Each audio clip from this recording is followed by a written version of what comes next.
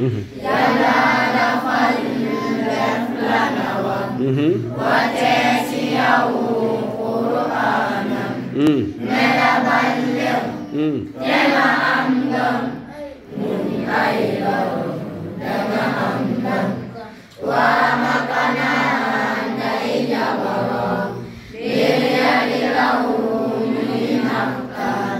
foogoon nañ du fa baawaan tey mu ngi nii ñuy taataan te masuñoo dem Makka xamuñu fan mooy yoon wa dëggal na yaa Rasuulallah sallu alayhi ya umma mbir ya di kar ba mu gàddal waa Ansaar ñoo ne ko kaay dinañ la aar lii du lu aay dinañ matal suñu taxawaay l'islam rek moo ko jaral